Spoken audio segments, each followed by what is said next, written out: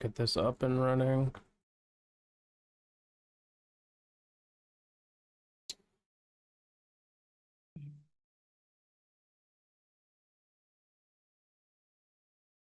All right, we should be live now.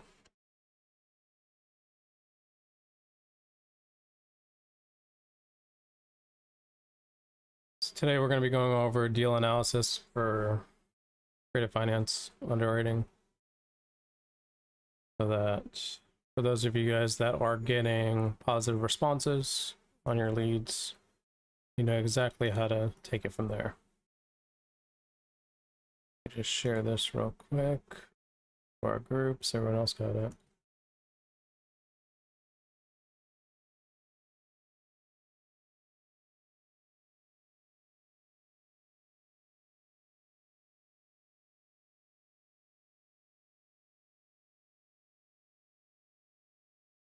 All right, now that we're good to go.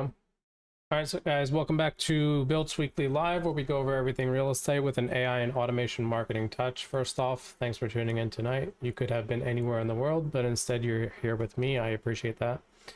If you're new here or you're watching from YouTube or Facebook, there is a link to the actual Zoom room that you can join in the description. So make sure to click on that and join the actual Zoom room. That's where we can actually share screen, go more in depth, especially on specific details like property information. We can't post that on certain sites like Facebook and YouTube. So do keep it in mind due to TOS. If you want to see everything fully, please come inside the Zoom room. You know, we do have a few updates, but today we'll primarily be focusing on deal analysis and underwriting creative finance deals. And of course, as usual, if you guys have a specific topic you want me to go over in the next live, please reach out and let me know. So this topic was, I guess it came to me because a few people reached out. They're like, oh, what do I do after we start sending offers and we start getting responses and so forth? I don't know how to underwrite deals. And so that's where the topic came from. So Julio, you're the one that came up with this. I know you're not on here right now with us, but you can always rewatch this for the time being. But all right, so the whole goal here is, let's just say you start sending offers on your leads, start getting some responses. Some of them are going to be positive. Remember, the whole point of sending these offers are to get positive responses into your system, right? Those positive responses, let's say only 20% of them are actually positive. The rest of them are all going to be pretty much negative, you know, not interested, rejected, so forth.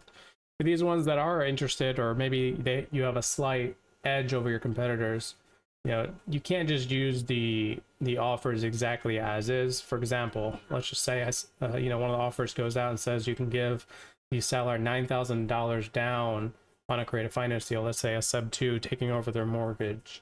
You know, that might be, you know, fine and dandy. They might agree to it. But at the end of the day, we need to verify those numbers by actually underwriting the deal. And so, as we all know, creative finance deals are not one size fits all. That means some of these deals will, you know, be case by case basis, depending on what's going on. Maybe they have a certain lien on there. For example, maybe they have a solar lien, maybe they have a different contractor lien, HVAC lien, whatever it may be. So every deal is a little bit different. Also, depending on the loan type, depending on the interest rate, that might affect our cash flow and might affect our cash on cash return on buying the deal, ROI, whatever you want to call it. At the end of the day, it's really important when you're disposing those deals, you know exactly what those numbers are so that you can always lock up the deal correctly at the right amount. Also, at the same time, if you do decide to buy it for yourself, you know exactly what you're getting yourself into. So that's what we're going to be focusing on today: deal analysis and underwriting creative finance deals. But let's actually jump right into this. Let me pull up an account for us to just pull some properties off of, and then we'll kind of get right into this. So just pull this account up. The properties we're going to be going after right now are going to be completely at random. I really don't care what the property is. All properties are the same way. We're going to underwrite them and try to figure out what the hell is going on with them. So right off the bat, let's go ahead and share my screen so we can take a look at what's going on right here. So we have a few properties in our list. Let's go ahead and pull this one up. Let's go ahead and pull this one up. Let's go pull this one up. It doesn't really matter. And actually look into this at the moment. So you know, this deal is currently being worked on, whatever, doesn't really matter. But let's go ahead and pull this up into a new tab. So this property right here, I guess this is in Kissimmee, Florida. Doesn't look like it's an actual this is an off-market property. Let's pull one up that's maybe a little bit better on market. There's a better example right now. All right, so here's a good one. It's got some pictures for us to kind of look at. I guess not. Let's just pull one up from right here. So this property right here, you know, let's say they're asking 315,000. Let's say you made an offer on this particular property. Let's just go back to this one right here. 537.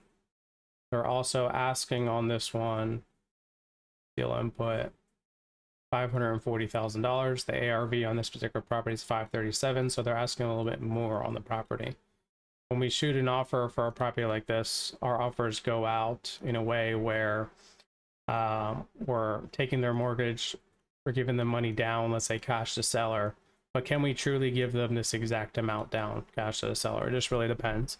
So at this point in time, we need to be able to underwrite the deal and verify that something like this is actually accurate. Can we really give them that $16,000, or can we give them less? Can we give them more? You know, it just really depends on the full analysis of the deal. So getting right into this right here, let me pull up spreadsheet. Okay, here we go. So before we actually like take this property into effect, right, there's multiple things that entail, I guess, underwriting, right? And we need to be able to understand them all. You know, there's going to be some, you know, information that we might not know at the top of our hand. You know, we don't have it right away, so we got to maybe calculate it. Maybe we need to get it from the county tax assessor, you know, and so forth, or we can just do estimation at a point in time. So, but there's going to be a few things underneath what we call property costs. We like to call them maybe the 7 entry fees. You can call them whatever you want, but at the end of the day, there's going to be certain information. For example, cash down on a property. And let me make this bigger for you guys so you guys can see what I'm looking at right now. But you're gonna have, for example, cash down on a property. You're gonna have maybe arrears, if any.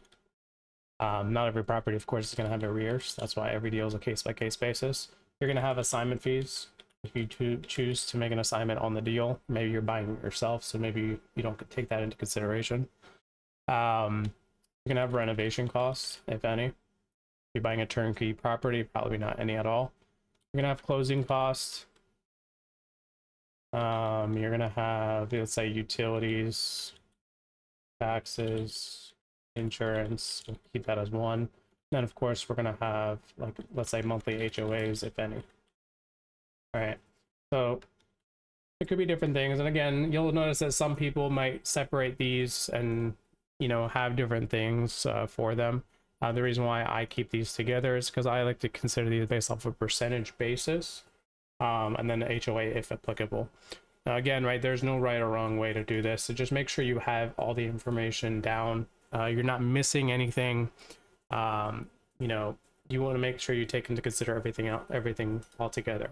But also at the same time, you might also, let's say, if you're not taking over a certain lien, you might pay it out outright.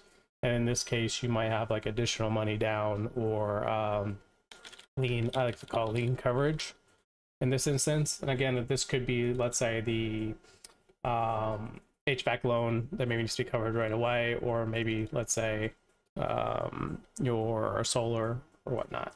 So in this example, I'll just give an example here and say solar. And so everything you could possibly think of in a deal needs to be taken into consideration, right? And these values could be zero, right? And that's perfectly fine.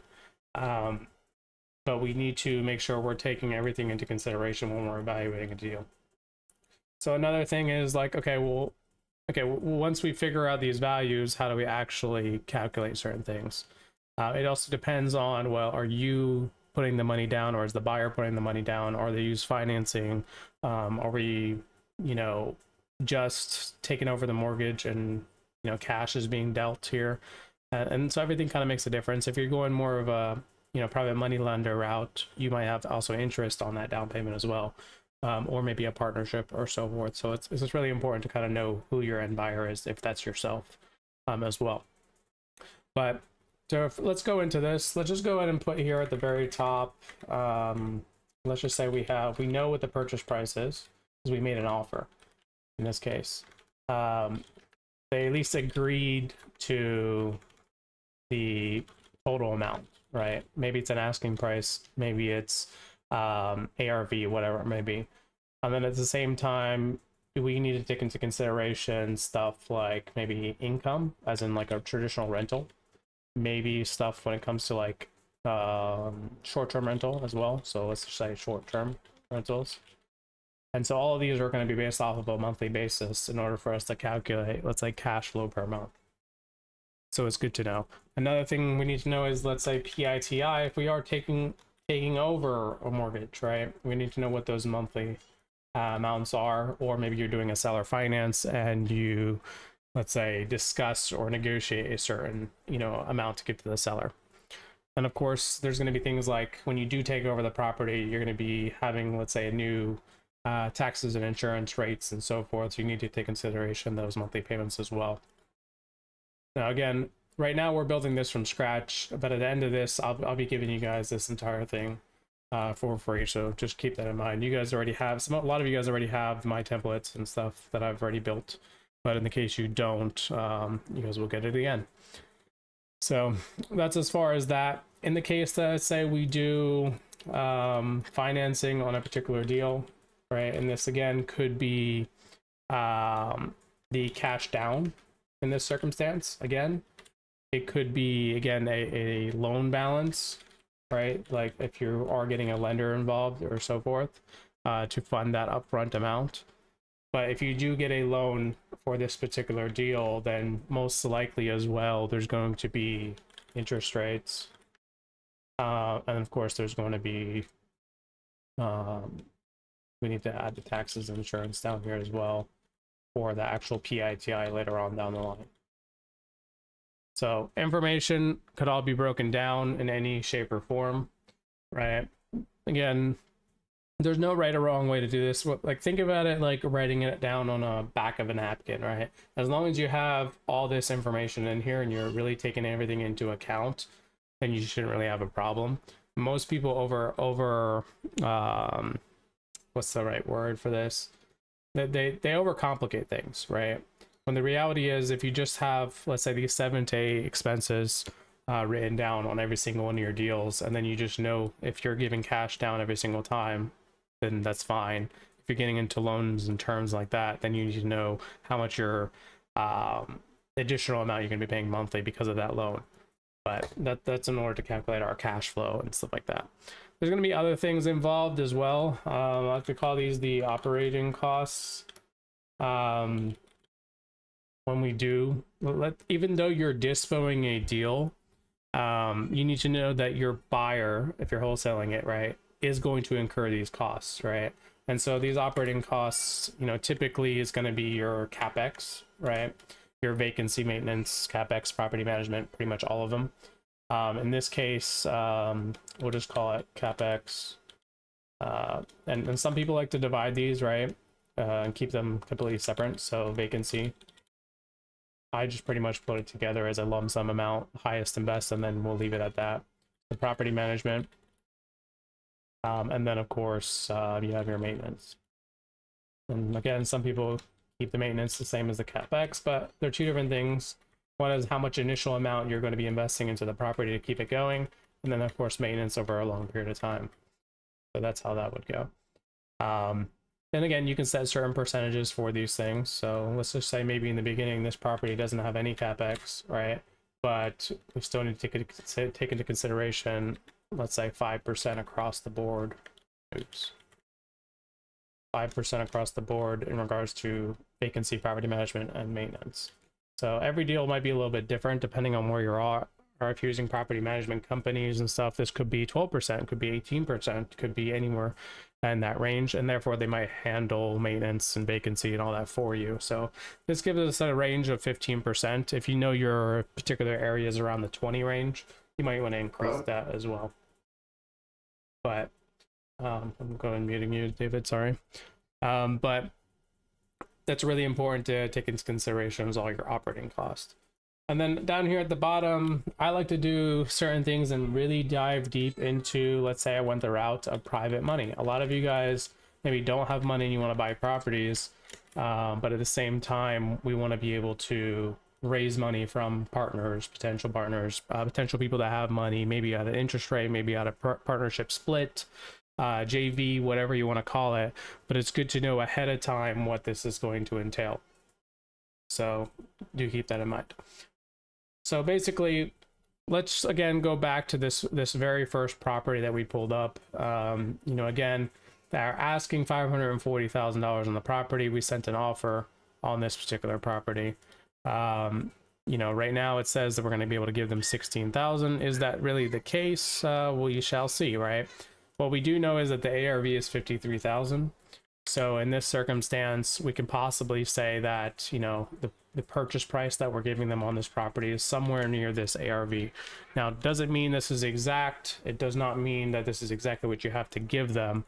It just means that this is what they've kind of accepted, right? Or somewhere around the range of acceptance on this. Because at this point in time, right,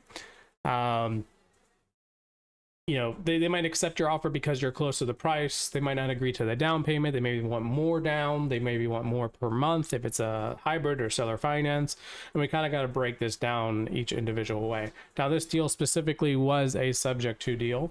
So, you know, the whole goal with this underwriting is basically to kind of go through this and see how much money we can truly give down, right, for a certain return on investment or ROI.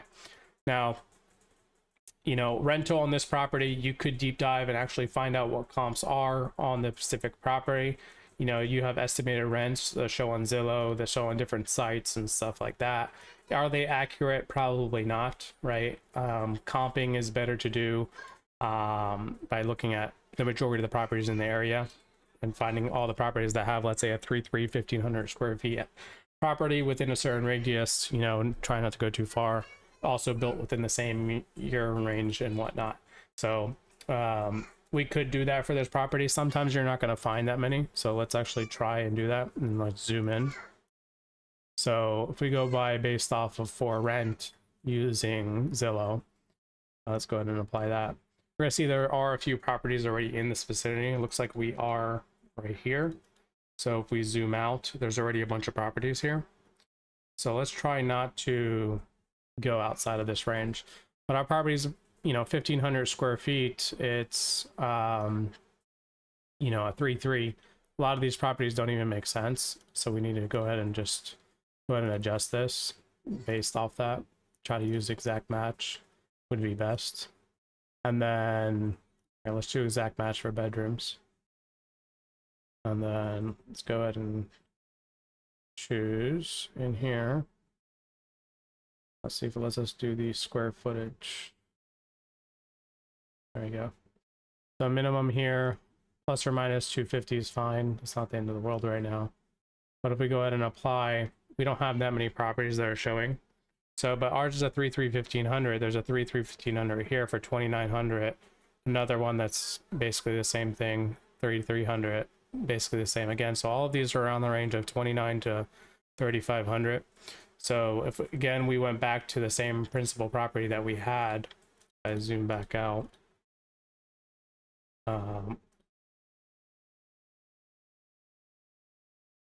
You can do it. Let's just pull this one up. All right, so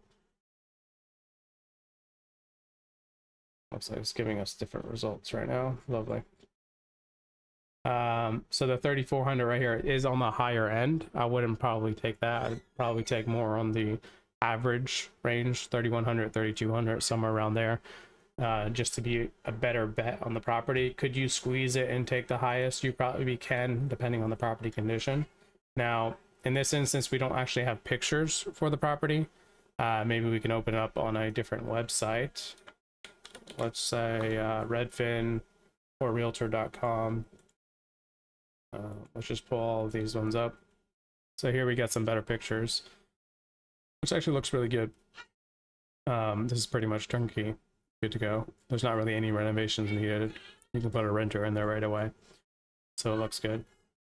But going back to the spreadsheet, you know, again, we don't want to be you know, on the higher end with this, right? And so let's try to be realistic with everything. If they're mentioning here that rent rates are 3,400, we'll just say 3,200 to be safe on this. And then again, short-term rentals, it depends on the tool you're using, the route you want to go. I'm actually going to do the short-term rental after this, and the reason being is because I like to make sure it works for traditional rentals first before I go ahead and you know, understand what's going on with this, right? Just because if it doesn't cash flow during a traditional rental, and then you do start it as, let's say, an Airbnb, some sort of type of short-term rental, and then you get, you know, some sort of I guess a new regulation comes out, you can't hold Airbnbs anymore, and you're forced to bring it down to a midterm 30-day or a long-term rental, then you pretty much lose all the opportunity on that property. And so we'll go based off traditional rentals right now. But going on back to the property that we were just looking at right here, you know, we have certain information. It looks like we have the PITI on a specific property, 2054. So we might as well just take that as is for now. If you don't, typically when you talk to a seller or an agent, they'll either give it to you, they'll give you the payoff sheets, they'll give you some sort of information, so you can base this off of. And again, right, like if you don't have it, then you really can't analyze that deal properly. So do keep that in mind. But if I just look at right away, let's just put this to the right now, and we'll just call this net cash flow, just so I can show you guys like what most people do versus what should be done. Most people will take this, you know, rental rate, and they'll take away the PITI and be like, oh yeah, that's my cash flow. You don't actually want to do that. If you do that, that's not good enough, right? There's still going to be other things that entail, such as your additional taxes and insurance from, you know, when you take over the responsibility of that property. There's going to be the operating costs as well that needs to be taken into consideration. So in this case, we can call this one right here, let's just say, you know, your gross revenue or something along those lines, right? Gross revenue. And then later on, we'll go into like net monthly cash flow and net annual cash flow and stuff. So we'll go to net monthly cash flow, and we'll go into net annual cash flow.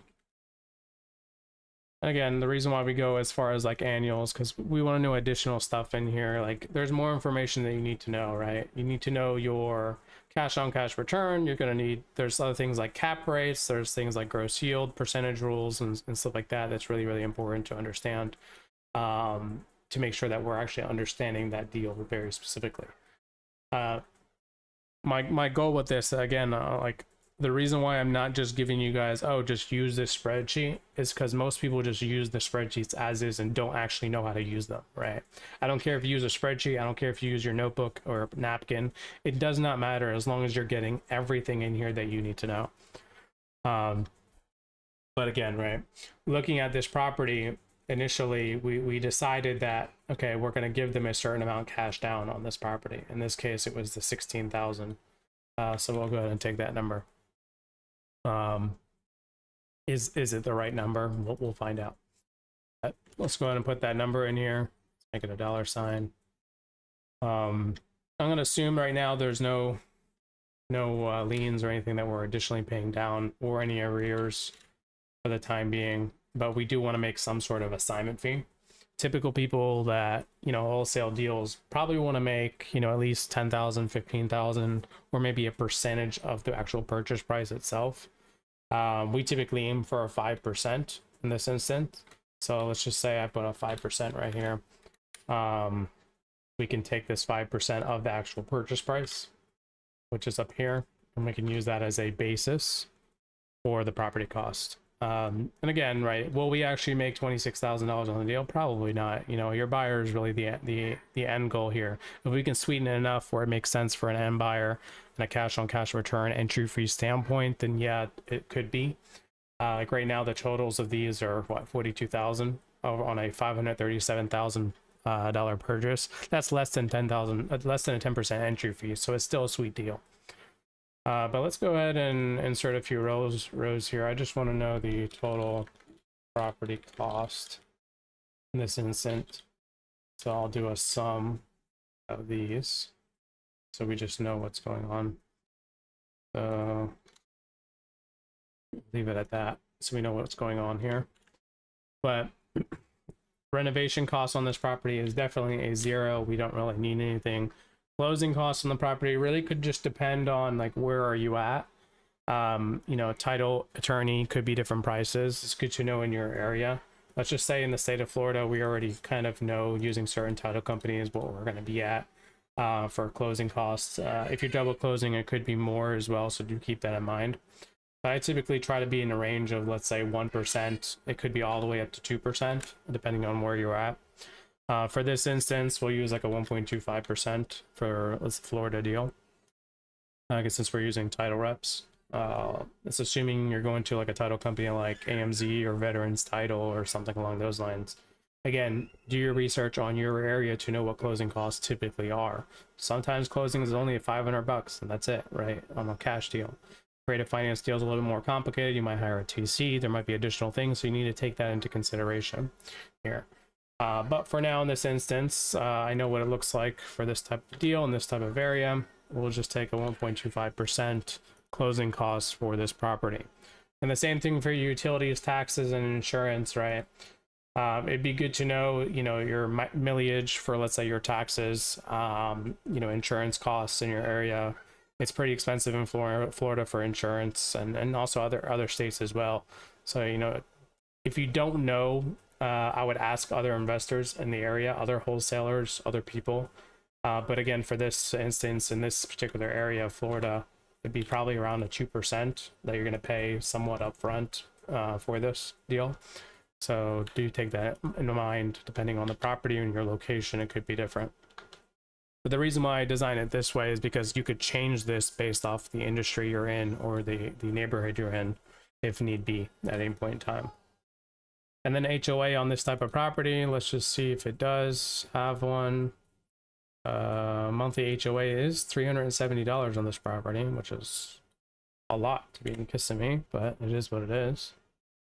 So we can also go ahead and put that value right here. Why does that matter?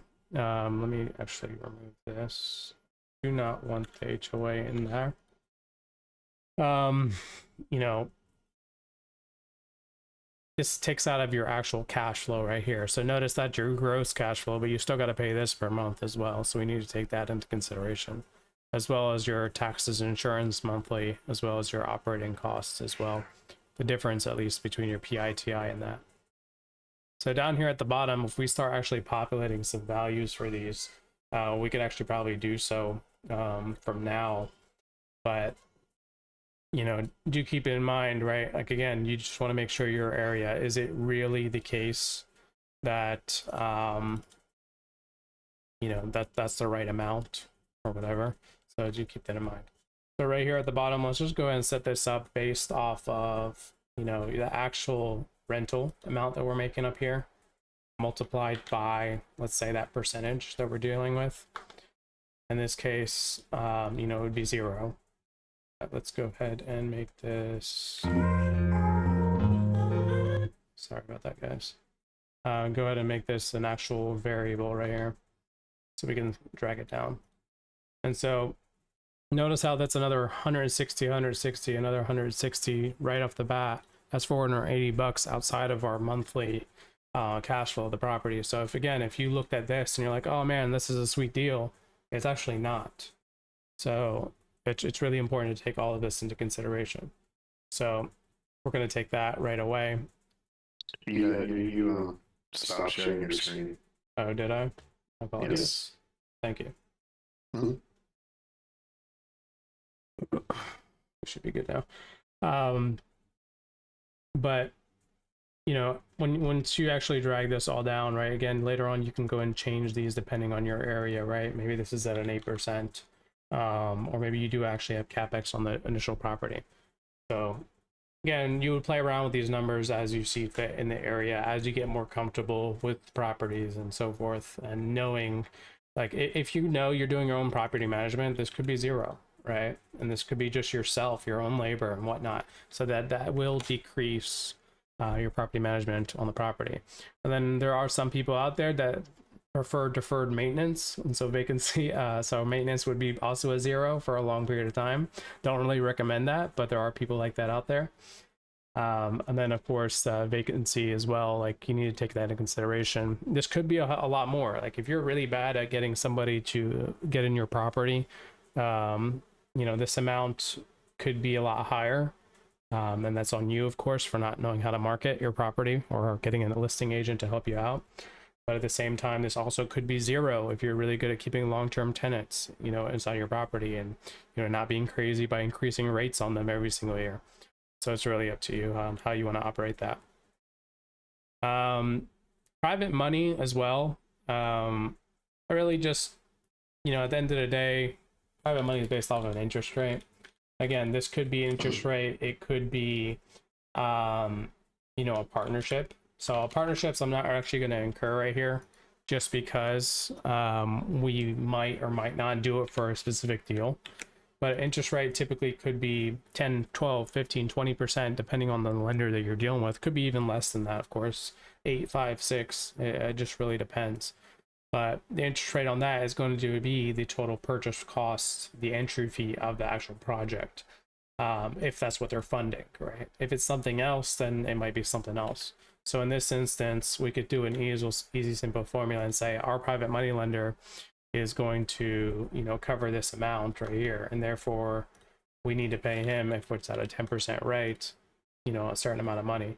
That's actually wrong. We don't actually want to do that. My bad. Let's divide by 12. So maybe another $500 a month. So would this deal be able to sustain a private money lender at 10%? We don't know yet, right? We need to actually analyze it and see what's going on. For now, we're going to set this as 0 as if we don't have one. But there's pretty much all your expenses, with the exception of, let's say, financing. Now, in this instance, we did say that we were going to give them a cash down amount of $16,000 in this instance. Assuming we're not really getting a loan, we're just giving it cash to kind of fulfill the needs right here. That's pretty much all there is. But at the same time, let's say taxes and insurance, when you take over the property, you're going to have, just because the PITI is $2,000 right now, you really want to break down of, let's say, how much the, principal, how much the current interest is on the mortgage itself. But then you also know the breakdown monthly, the TI, right? The taxes and insurance, because this could increase another, let's just say, I don't know, $348 or something along those lines, right? There's not really any thing you can do about that when you purchase properties, unless you just don't get your own insurance. They're going to see that there was a sold or a transfer deed, or unless you're doing some sort of like executory contract where you're not taking over the deed and stuff. So this might not increase. It could stay the same depending on how you're doing your contract. But if you are taking over subject to, in the case that you want to take over the deed, you do got to take into consideration all of these things. Now, again, some people like to do percentage based, right? I'm a big fan of percentages as well, especially if you don't know your area that much. And so you could always just use a percentage of, let's say, the purchase price again on this particular property. That's not a good way to do it. Multiplied by, let's say, the actual 1%. And then of course that'll be divided by 12 again. And then pretty much the same thing on this. Let me go ahead and make this dollar signs. And so you could base it off that. Again, this will be plus or minus. It could be between a 20% increase or negative, depending on where you're at. This could be lower, could be higher.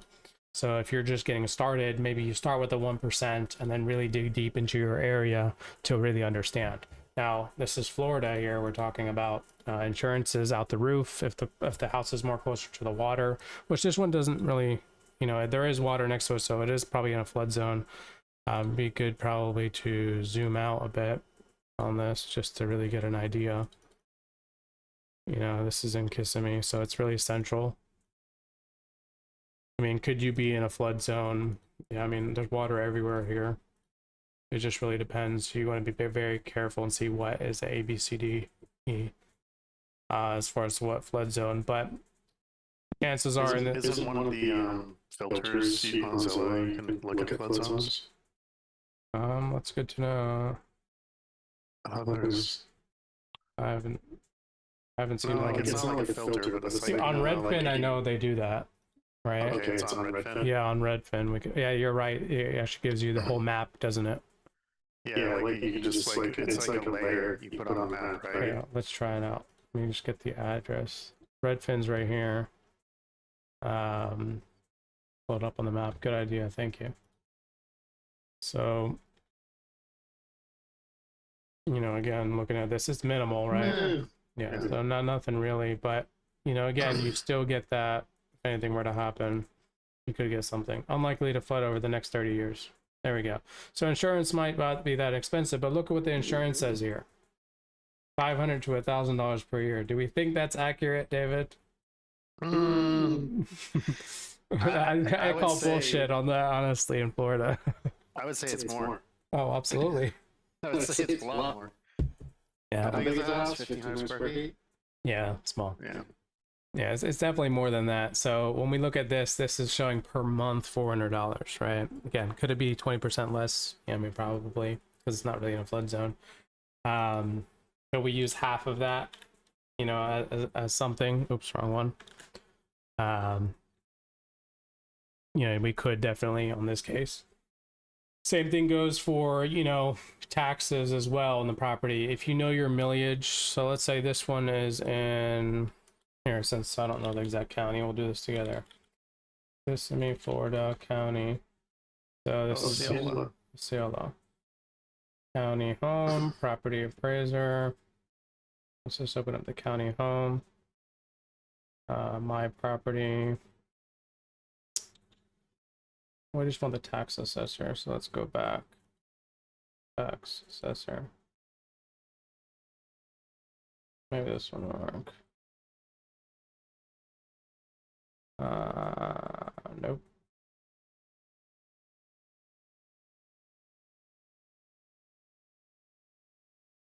Search records? Yeah, probably, yeah. But that's property appraiser.org. That's nothing. That's a. Yeah, you're right. We want the actual county. Yeah. Well, like this one. This is the actual county. It sends you back to this one. Let's just try it out and see what happens, what pulls up. This is the 80. Huh. Dreamsicle Drive, isn't that what it is? Dreamsicle Drive. We already knew what we wanted to do. So let's go ahead and search that one. Here's the parcel. Yeah. So property values right here, assessed 457. See how much are they paying on taxes.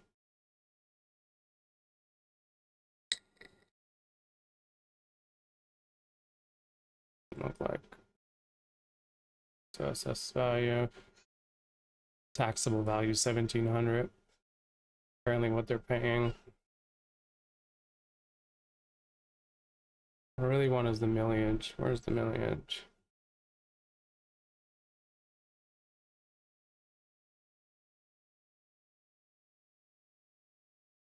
Hopefully YouTube doesn't TOS us for this.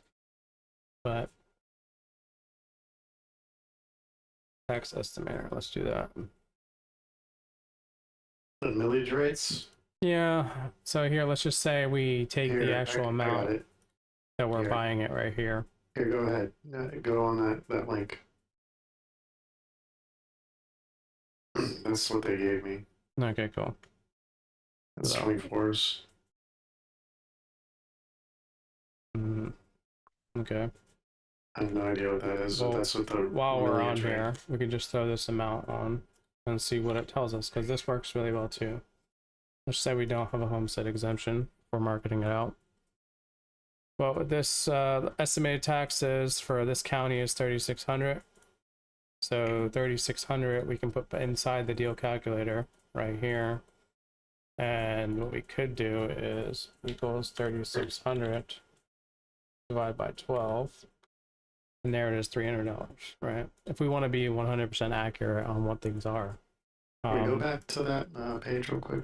Yeah. And to this one. Scroll down.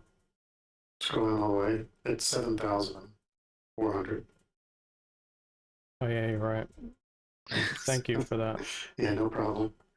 Yeah, so let's go ahead and just update this again. A little bit more now.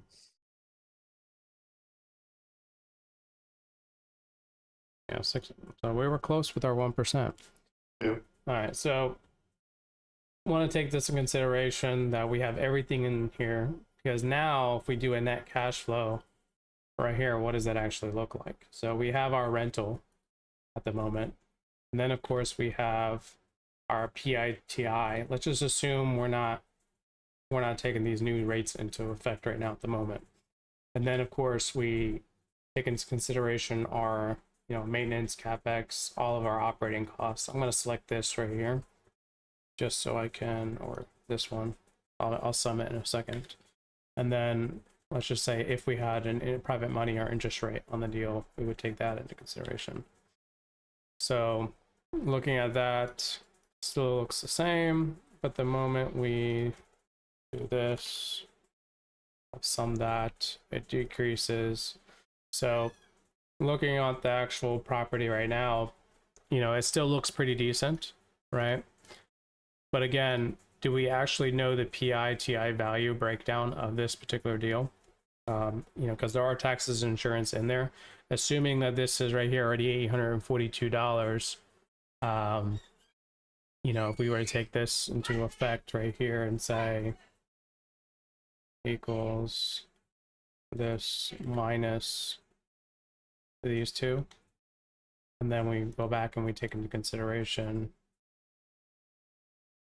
these two right here. Okay, so we're back to our 668. This way we can, if we actually know the actual value of the PI, we could just input the new amount. Well, and the PITI would be higher though, Mo, because you know what I would have done? I would have taken the purchase price of the house when they purchased it, put it in that taxes estimator, or at least look at the tax roll from last year and see what they paid for taxes, and then maybe try to figure out the PITI from that. Or do you think that's just too much? I think you should get the actual thing from, get the actual number, because the PI stays the same. You're taking over the principal and interest, your mortgage, you're taking it over, right? The only thing that might be changed is your taxes and insurance on the property. You can find out what they paid in taxes last year, so at least you can kind of get accurate. Yeah, I mean, that's fine, right? Right now we don't actually have the PITI information, right? So right now I just took that, assuming that this is right here, but I'm also going to raise this, to let's say $1,500, assuming that this is the actual PI amount inside of the of the mortgage statement that they give us. Again, the whole goal here is to try to make sure that this monthly cash flow stays above. It'd be nice to make $300 at least on a property, right? Once you get below that, it becomes hard to sustain, and buyers aren't really interested at the moment. So if your seller comes to you with a PI higher than this, probably not going to be a deal, unless you decide to wrap it, and that's a whole nother topic for another day. But basically now you have yourself a basic calculator that you can pretty much go off of, and use for like the next deals and so forth. Now, again, let's just say I wanted to try and see if I can get a private money lender to fund this entry fee. If I do that, it's negative, so it's not going to work. I can't get a lender for this deal. But at the same time, this $60,000 down on this deal, because my assignment's so high, maybe I can't offer this amount. I might only be able to make 3%. Because the whole goal here is we want to make sure the entry fee, in this case, is less than 10%. That would be ideal for most people. A lot of people are okay with less than, let's say, 12%. There are some greedy people in sub 2 that want to see it less than 10% always. A lot of buyers will still be okay with less than 20%. So this is really, it depends on your buyer, right, and where you're targeting. In this instance, right, we have an entry fee here of $49,000. And the total purchase price would be $537,000. So what does this look like? 9.25% down, which is pretty good. That means technically we can offer the seller, if this is correct, the PI, right? And of course we verified some of these numbers to be more accurate. That we could offer them $16,000 down, right? Or we can increase our assignment fee a little bit higher, you know, if we're okay with being anywhere underneath 20% entry fee. Because a buyer will come in here and they'll be like, oh, cool, this is a 10% entry fee and it's all inclusive, including your assignment fee, including closing costs. Then yeah, actually we made a mistake here, guys. Maybe see, I didn't even enter the HOA. So we got a problem with this deal. Let's enter that in. Our cash flow is basically 0. So down to 3% on the assignment. Well, that's the thing though, right? Like this just shows a perfectly good example that where most people might forget 1 or 2 items, right? And because they forget 1 or 2 items, what happens? They're actually negative cash flow and that kills the deal, and they can't dispo the deal, they can't move it, and they're stuck and they lose their EMD and so forth because we didn't evaluate the deal correctly. Right. And so me making that mistake here was what a lot of people do. So let's keep that in mind. So how do we actually make this deal work, right? If this is the case? Well, number one, we can hope that the PI on this property is actually, you know, $1,200. You know, that would be nice. You know, that would be ideal. Probably not, right?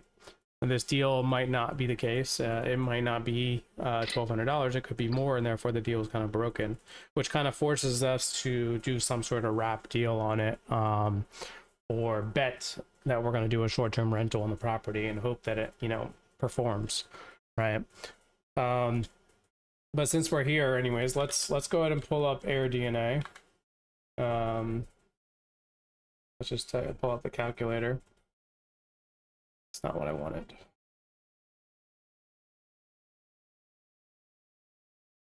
I should have an account here.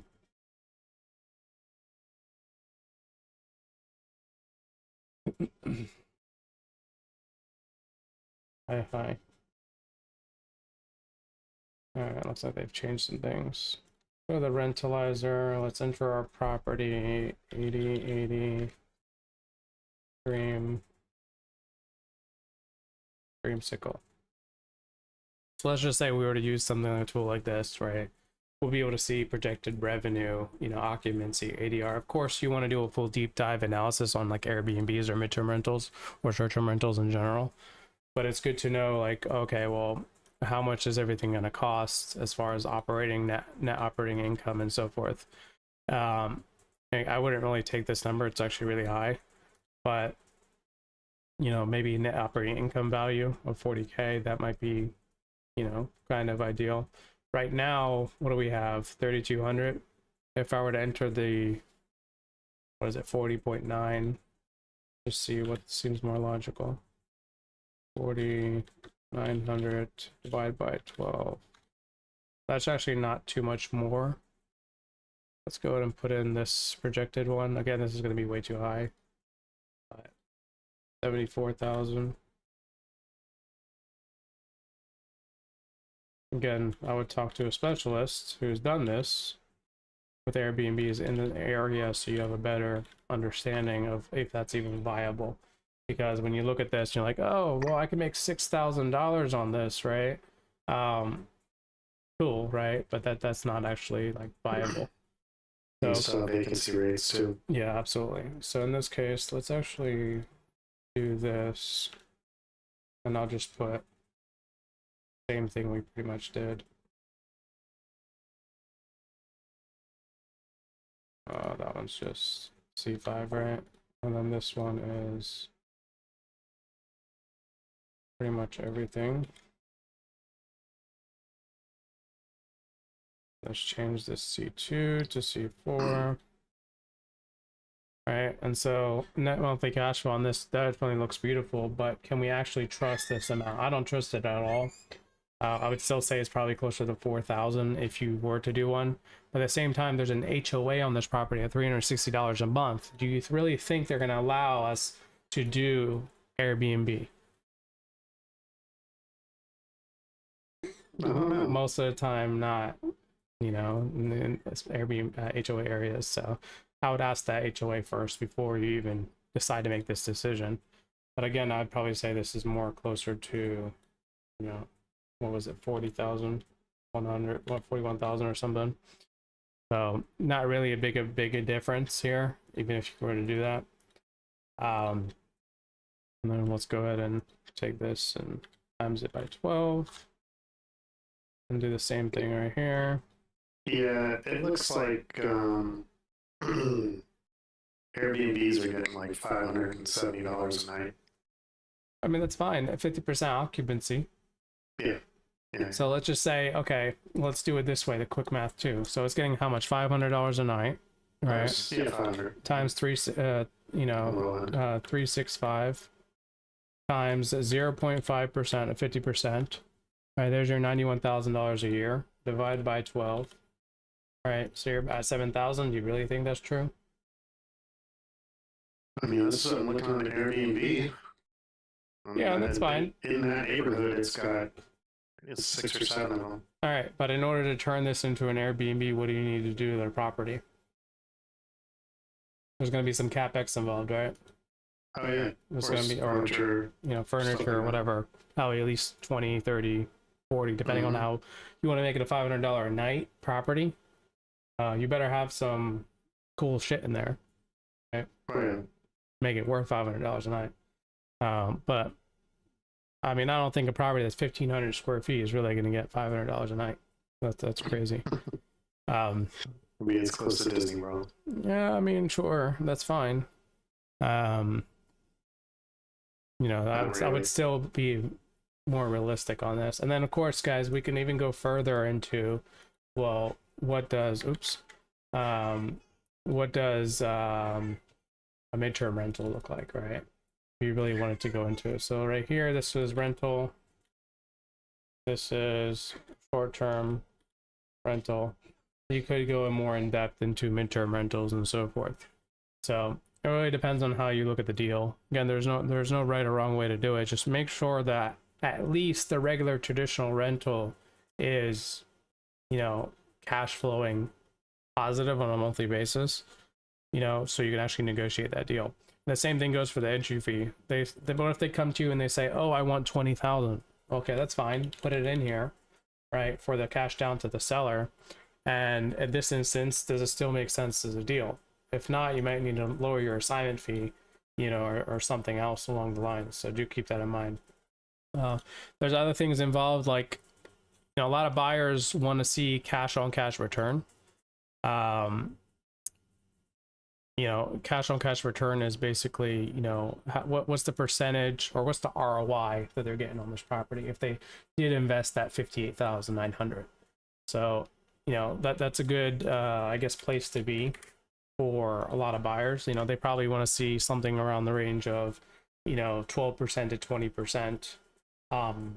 The higher the better, of course, on a particular property, especially when you get into like short-term rentals. You probably want to be a little bit higher than that. But if I were to just say right here, let's just go with, let me pull this up real quick.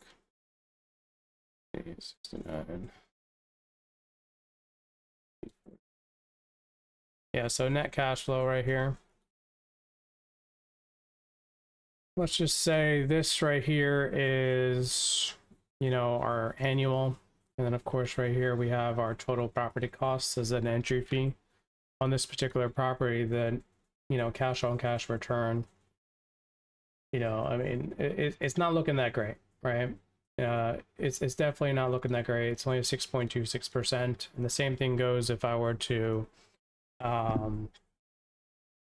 pretty much do the same exact thing for our short-term rental. Of course, it's a lot better, but do we really want to, how should I say it,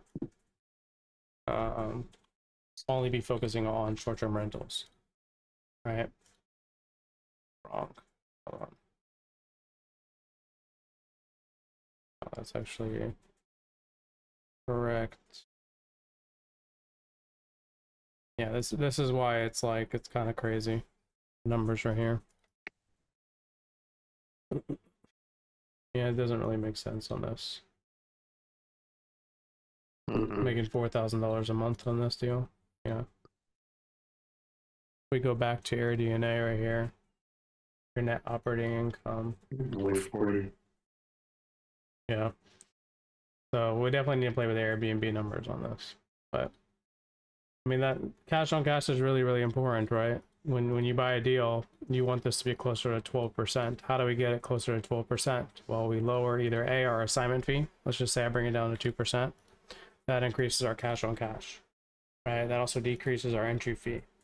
So how can we make this where it's, you know, a good deal for, you know, the buyer, right? Or maybe yourself to buy this deal. And so if you know that the buyer, let's say, doesn't have any property management costs, right, that can increase your cash on cash on the deal, keeping the same entry fee at a decent amount. I mean, you can't really change the PI, you can't really change taxes and insurance. You know, the only thing you really can change is like operating costs on a specific property. You know, maybe forcing rental rates. Maybe, you know, you get a good deal and you find somebody for 3,300 instead of 3,200. That'll also increase your, you know, cash on cash. But again, don't try to like force the deal, right? If you force the deal, what's going to happen? You're going to try to make it look good for buyers, and the buyers are actually going to evaluate the deal this way and be like, I'd rather be safe and be conservative. And in fact, I don't trust the 3,300. I want it to be 2,900. And they look at that deal and they see they only make $197 a month. They're going to say no. Right. And then they're going to come in and they're going to be like, oh, well, I actually do 5% here and I do 5% here. So I'm at a 20% operating cost. And so this deal is actually negative for me. Because that's how buyers do things. Right. You have to make sure that the deal is tailored to pretty much everybody. You have to be very conservative when you're locking out those deals, including yourself. If you're buying a deal for the very first time, I would be very, very conservative. The last thing you want to be doing is being in negative cash flow and be out of pocket every single month. But again, this is one deal, one example, right? So this is how we would do it if it was just, let's say, a subject to deal, kind of looking into it, right? Analyzing the deal. Notice we have to change numbers. We have to play around with things. Can we give more cash down to the seller, right? Can we make more assignment fee or less assignment fees? On this particular deal right here, you know, what were we estimated to make on assignment fee? $26,000, right? Our discount version was $13,000, right? In this instance, after evaluating the deal, we can not only give the seller a little bit more, $20,000, right? But we also have to make a less assignment fee, you know, because let's say the seller demanded $20,000 down. That just means we have to cut ourselves, right, from the deal and make a little bit less. Also, we got lucky with this deal. There's not really any renovation, any arrears, maybe no extra liens or anything like that along those lines. But let's say there was a solar lien on this property and you needed to pay it off and it was like $6,000 or something. Well, that changes the deal. Or maybe there was a monthly payment that on that solar that you just took over, you know, and that's an additional amount that, you know, cuts into your monthly cash flow. So really deep diving into this, you know, and really knowing what you're doing, you know, will make your life 100 times easier. So let's talk about a different deal. I actually want to find like a seller finance or a hybrid deal. Seller finance is very simple. Let's just say this exact deal was a seller finance deal. The only thing you really have to play around here is the PI, how much you're offering this seller, right? And this could be an interest rate, could be a lump sum, you know, per month. It could be whatever you want it to be, right? But you know, you really need to understand, like if you were to put it through an actual like mortgage calculator, right? If you go to bankrate.com, you can play around with it and stuff like that. Different PI rates, but let's just say the seller says, "Oh, I want 3%," you know, on the loan amount, which is the difference between the total purchase price and the, you know, let's say the $20,000 you're giving them down, you know. So in this circumstance, you really got to take into consideration, you know, how interest works, right?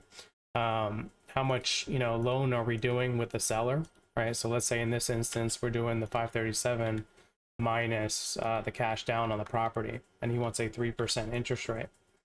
Well, in this instance, how much would that be per month if we actually did a calculation on it? You know, it would just be best to go to somewhere like Bankrate. So Bankrate mortgage calculator. And it might be interest only. It just depends on how you do it, right? But let's just say we are doing something along the lines of 517,000. We plug that in. Oh, we can actually put the whole thing in right now. So 537.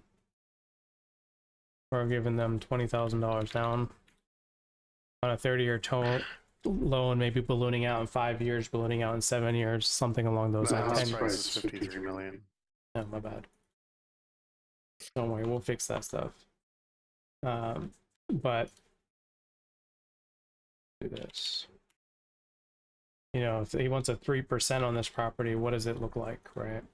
Maybe $2,600 a month, but that includes your taxes and insurance, which we know is completely inaccurate looking at these things. But this 2181 is your PI. Well, if we plug that PI 2181 in here, that actually does not look good at all. You know, if I change this to 2181, does that make sense? No, we would lose $1,000 on the deal, right? So maybe negotiating with the seller, saying, hey, yeah, well, we'll give you $800 a month, right? We'll give you $1,000 a month. We'll give you $1,200 a month, you know, whatever amount that makes sense for you to cash flow. In this case, we're still not cash flowing.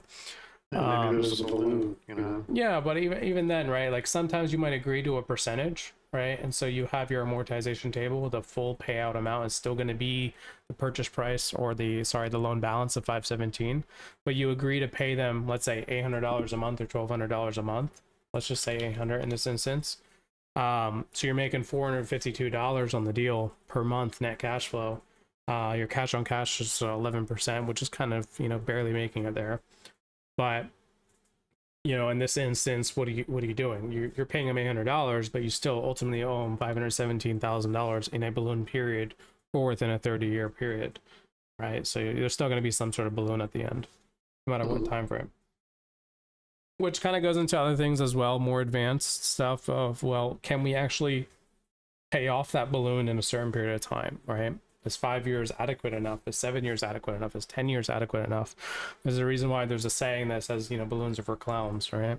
The last thing we want to do is offer a balloon. But if we do offer one, we want to make sure that there is clauses in our agreement that allow us to extend that balloon if necessary, if the property doesn't appraise for a certain amount, right?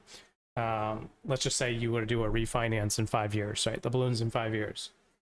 If you wanted to refinance, then you wanted to use that as the strategy instead of cash flow, because there's no way this cash flow is going to pay for that the loan balance. You know, you want to make sure that, you know, let's say a typical refinance gives you 75, 80, 85%, depending on your credit and your history and stuff. Is that enough to cover the loan balance? Well, it depends on the market in 5 years. We don't know what's going to happen in 5 years.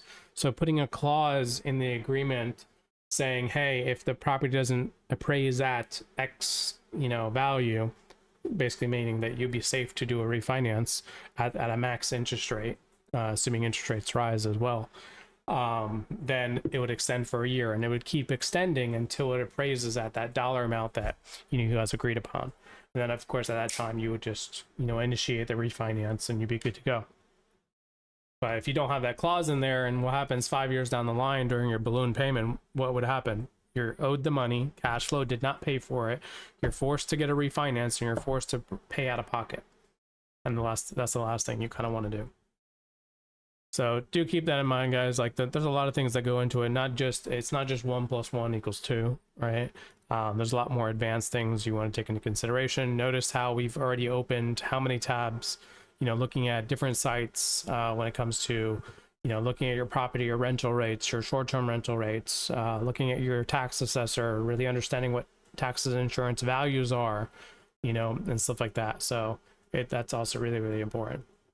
Let's go ahead and pull up another example. I mean, that was a decent property, but this one right here, this is also a sub 2. Don't really want to do another sub 2. All right, let's do this. Let's go ahead and pull this up. Go based off deal type. Okay, so this one right here is a hybrid deal. Okay. Go ahead and do the same thing. Let's pull it up on Zillow. Is this Fern Park? Jacksonville. No, this one right here is the one I want. Castleberry.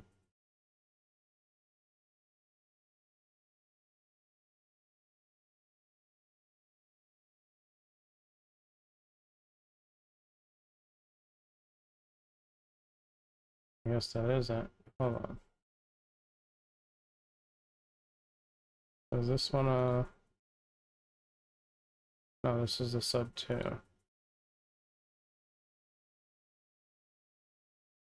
Okay, this is the hybrid, so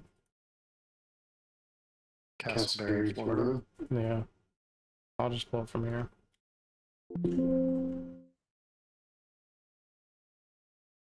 I guess it is the Fern. Hmm. That is what it is. All right, cool. So same idea in this property right here. Well, our system decided that it's best to do a hybrid deal on this one.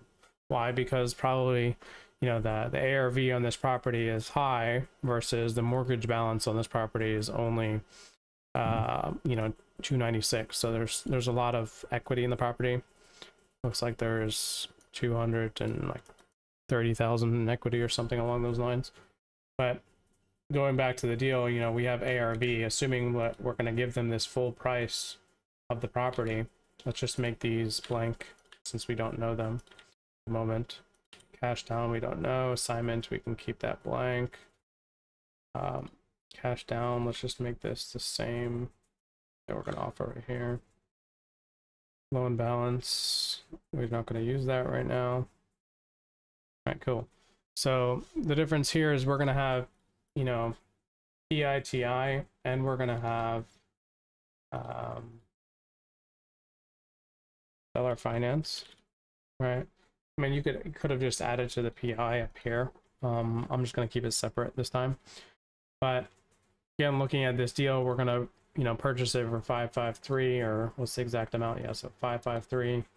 Looks like they were asking 345 on the MLS, but the nice thing is, like, we'll offer them more if the deal makes sense. So notice here we're offering them the full amount on the property based off the ARV or close to it, even though they're only asking 345. Why can we do this? Well, because we can, right? We're structuring creative finance deals, right? And so it's kind of, you know, good in a way to structure it this way. So right now this is the PITI fully, all right? This is the full PITI, and we'll modify it in a second. But if we go back to this, like, we can kind of see again rental rates on this property. Rents estimates 2291. Is this accurate? We'll find out in a second. All right, so let's just actually deep dive. Go back. Zoom in. Our property is in this neighborhood for rent. I probably should have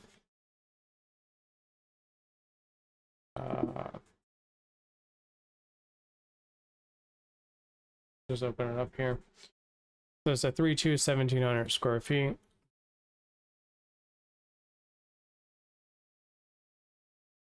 So again, we'll do the same thing.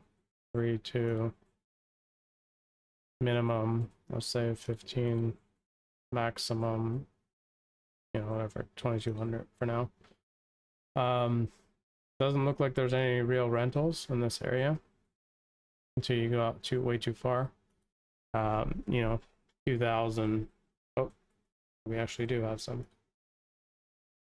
4.2, not the 3.2 that we're looking for.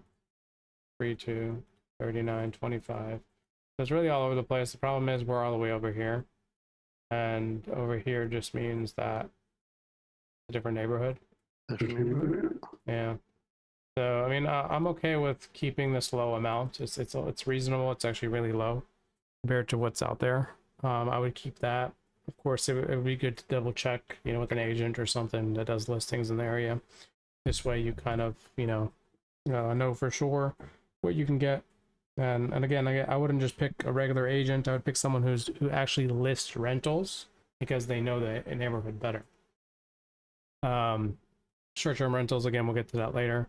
But in this instance, just looking at this deal right now, cash down, on this particular deal, we said we'd offer them 16,000. Assuming they accept this deal or not, maybe they want more. It is what it is. We put that value in. What does it look like right now? Doesn't look so hot. So like this deal actually doesn't look good at all. Typically on a hybrid deal, you want to offer them seller finance as well. Now, granted, the PITI in here still includes these amounts, which we don't want to consider. And then these again, we'll just use a 1%. Oops. Equals 1% for the purchase price for now.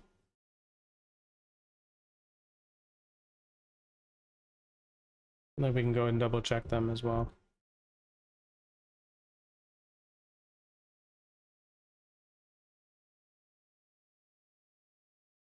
Yeah, so we'll just go with that for now.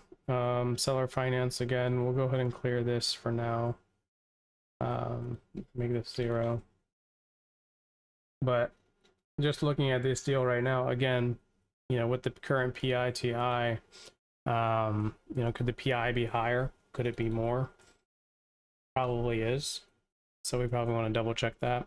But at the same time, seller finance, we only are making $200 a month. Can we actually really offer them this amount down? Looking at the entry fee, we can offer them more money down.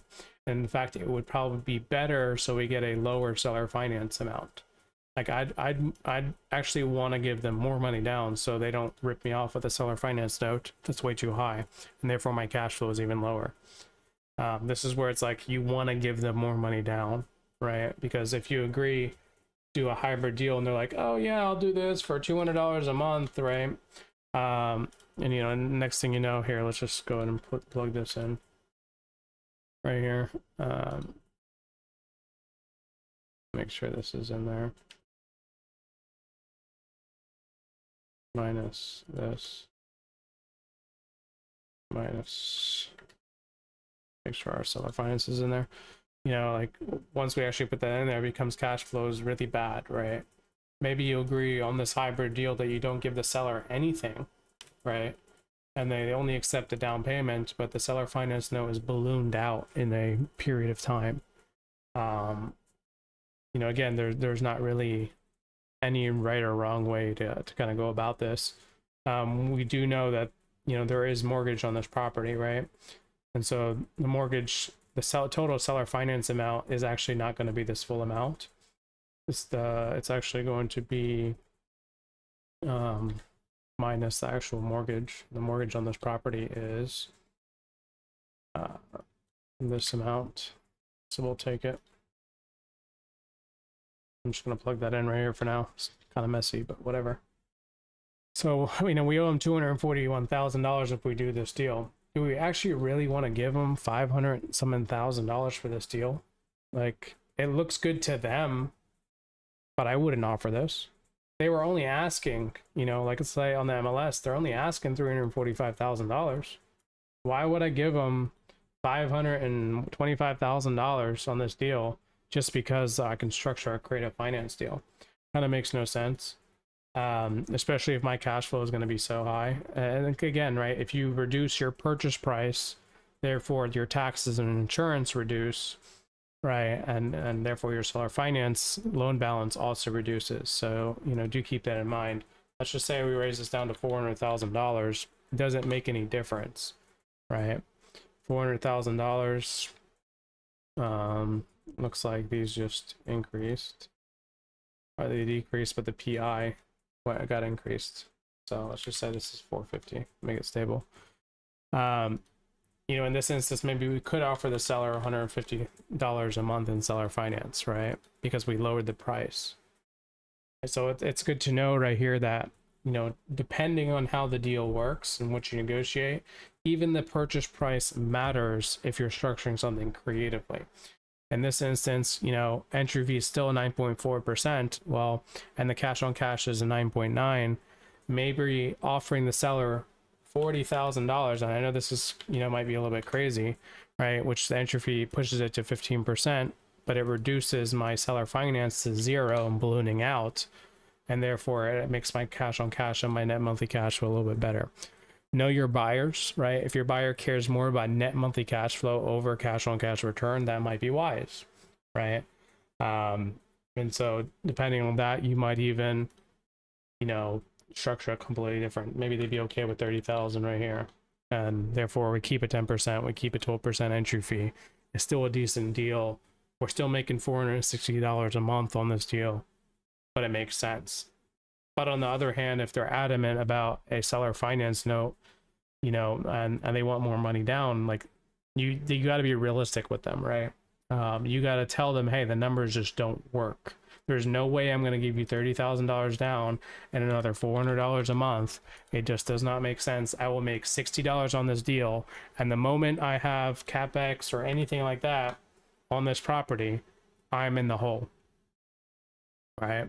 So being very careful on how you evaluate your deal is really, really important. Now, again, this calculator is again here for you guys, right? Keep that in mind. This is the one we just created from scratch. We have more advanced calculators in here that really go into in depth into all your rentals with clicking and shifting buttons and doing all that. Switching on who's paying, private money or your own cash, what's the purchase criteria, traditional cash, you know, creative finance, FHA, 0 down, giving you all the evaluations on cap rates, gross yields, cash on cash, you know, desired evaluations, what your buyers are looking for, is to tell you what the purchase price should be, you know, on the deal. And to really going on to more in-depth things onto your fix and flip calculators and your, you know, we have Airbnb calculators. We have pretty much everything in here. You know, guys, this is free stuff, so do keep that in mind.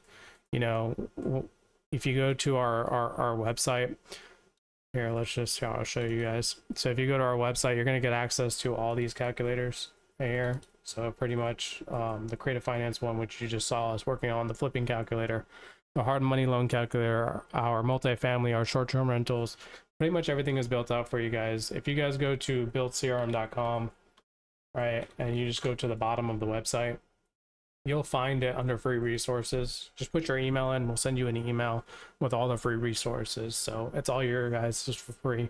Again, if you guys have any questions at all, don't hesitate to, you know, reach out and ask us and say, hey, we need help, and, you know, we'll be more than happy to assist you in whatever you need as well. So do keep that in mind. Now, just remember, guys, like, I'm here to help everyone get started and close their first deals, you know, or maybe close more deals using BILT. However, if you don't take action, I can't really fix that mindset. You know, if you're not willing to learn and upgrade yourself to be better or change how you currently operate, then there's really nothing that I can do, right? But again, guys, if you enjoy the lies and you appreciate the free education, want us to continue doing these for free, make sure you guys like and subscribe on YouTube. And if you're watching on Facebook, like and share the video. We appreciate that, and, you know, welcome all the support that we can get. And of course, if you're interested in BILT CRM and want to mass pass LOIs and start sending offers on autopilot and automatic follow-ups and auto sending of contracts and building the biggest dispo company in the world, make sure to check us out at BILTCRM.com. If you guys have any questions at all, reach out to us. Our support is 9 to 5 Monday through Friday. You can DM me anytime. I'll get back to you. Just to keep in mind, if I'm in a meeting like this or live or whatever, you know, I will answer you afterwards. With that being said, guys, I appreciate everyone for joining. If you guys have any specific questions, any questions at all, don't hesitate to reach out and we'll get to you. Make sure you're taken care of. But thank you all. See you guys next time. Good.